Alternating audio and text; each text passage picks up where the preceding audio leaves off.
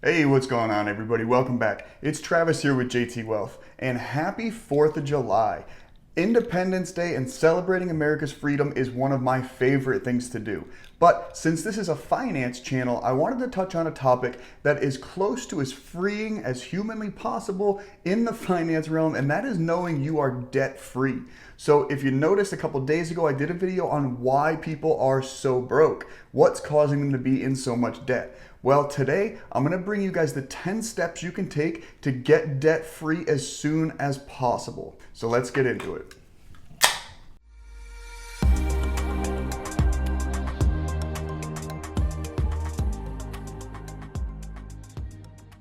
All right, so we're going to talk about those 10 steps on what you can do to get yourself out of debt as fast as possible, or at least start minimizing that debt so that it's much more manageable and not so restrictive. And because I find anytime I do videos over 5 to 10 items, they get to be really lengthy, we're gonna skip a lot of that intro stuff and just dive right into this. I'm gonna try to keep this as quick as possible, guys, so you can get all 10 of these topics without a whole lot of mush in the middle. All right, so like I said, we're gonna go over the 10 steps for you to be debt-free as soon as possible. Number one shouldn't surprise anybody, and that is you need to be paying more than the minimums on any debt that you have. Whether that's your credit debt, your loan debt, your mortgage debt, whatever it is, you need to be paying more than the minimum.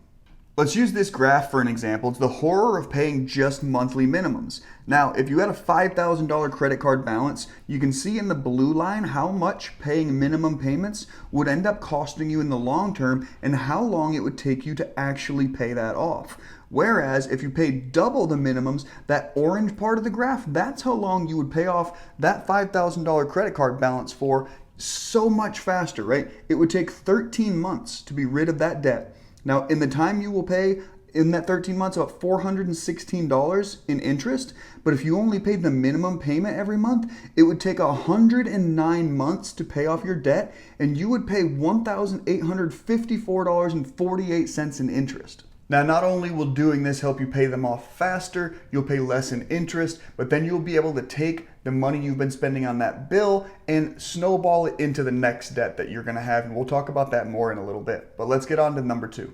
Number two is you need to be reviewing and editing your budget at least quarterly.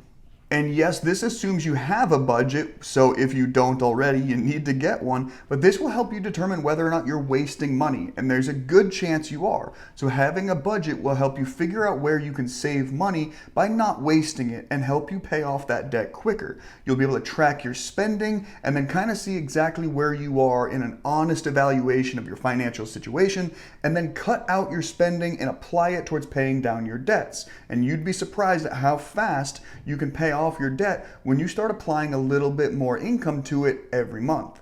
Number three, make a debt payoff plan. Now, this isn't the same as making a budget, right? Your budget is telling you how much money you spend, and that will let you know what you have left over. A debt payoff plan is very different. This is where you write down all of your debts and create a plan to handle those debts and tackle them in the most efficient way possible. Now, there's two ways you can do that, and we're going to touch on them in a second, but let's look at a great example of a debt payoff plan.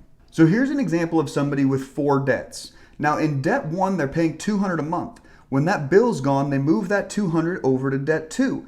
Instead of paying $50, they pay $250 until that debt's gone. Now when it's gone, you've got $250 you apply to debt 3.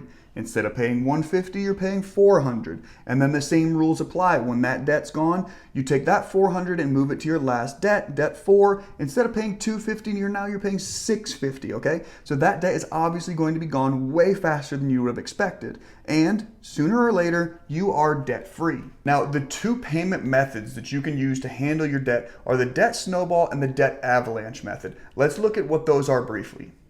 So debt snowball versus debt avalanche is really a very personal choice.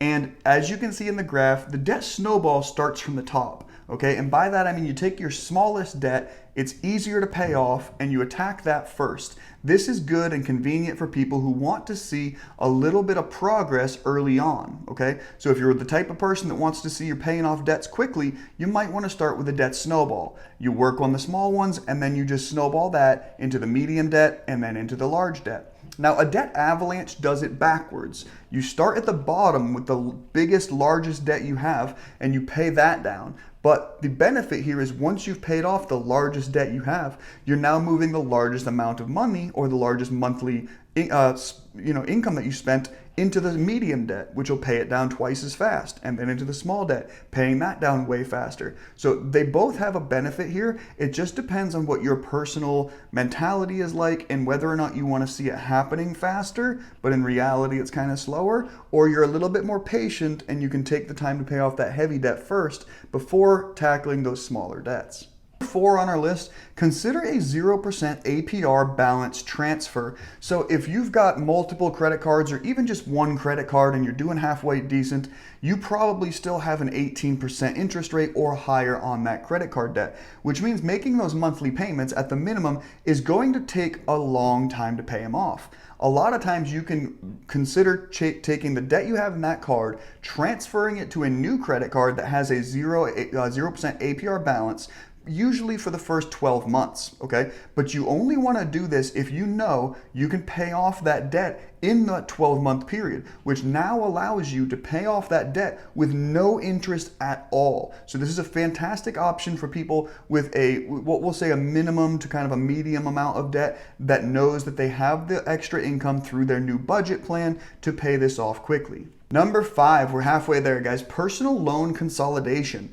This has a similar effect as that, the 0 APR, in that it is going to help you save money on those really high interest rates from your credit card debts. Now, a personal loan is going to give you a notably lower interest rate, maybe not as low as like a car loan or something. You might be between 6 and 9% or something like that on your personal loans, but you need to take into consideration what you do with those credit cards after you pay off the loan or the debt with the personal loan, because now you've got a consolidation setup where maybe 2 or 3 credit cards are only on one loan, which is fantastic. You're saving a lot in interest. You just need to then decide which one of those credit cards you're going to turn off, cancel, get rid of, whatever the case may be. My recommendation is keep the credit card that you've had the longest, okay? That's going to increase your credit score. Any personal cards that you've got from stores that aren't just a Visa, a MasterCard, or something like that, if it's a specific store card, get rid of it. You don't need it. Number 6 on the list, sell items that you just don't need.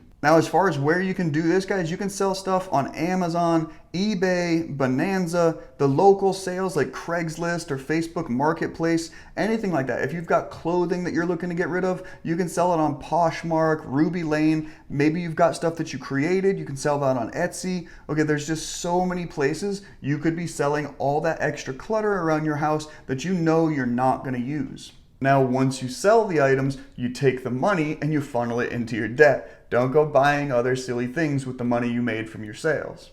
Number 7 on our list, consider part-time work. This gives you the option of taking on a second job, assuming you've got a first full-time job, and just work the hours that you're available to work, whatever that happens to be. Now, whatever extra income you're getting from that part-time job is money you didn't expect to have. You can then funnel that directly into your debts and pay them off notably faster with the extra income. Number 8, very similar to number 7, except you start a side hustle. Don't work for somebody else, work for yourself.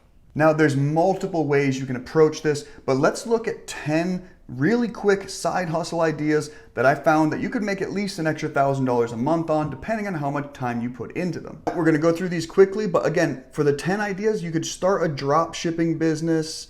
Everybody knows what drop shipping is. If you don't, you can check that out on other YouTube videos. You can become a freelancer, sell your products on Fiverr or whatever the case may be. If you've got a skill, somebody out there is looking to pay for it. Craigslist, Upwork, we work remotely. There's so many websites that will help you sell your products and your skill set. You can become an affiliate marketer, work on affiliate marketing for other people or for yourself. You can refer people to Shopify in the same way. You can launch a print-on-demand store. If you're good with graphics and you want to make a t-shirt company or something like that, you could go that route. You could start a blogging business, just whatever you're super interested in, set up a way to blog out that information, and then you can actually do advertising straight from your blog. So that's another way to do it.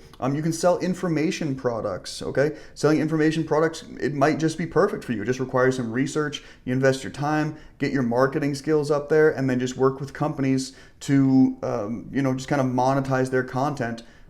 You can do that through publishing books on Amazon. You can sell courses, whatever the case may be. You're just providing that information to people.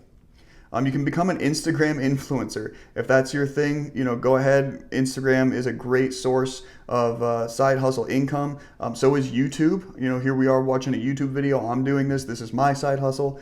You can become a virtual assistant. Again, that's something that you could look into on Fiverr or other such websites. Photography is a great example. Anything out there that you could consider. A part-time job I don't necessarily consider as a side hustle, but it could be if, for example, you were driving for Uber or something like that, right? Now it's still a side hustle because you work for yourself, but that would be the only example I think of a part-time job being a side hustle.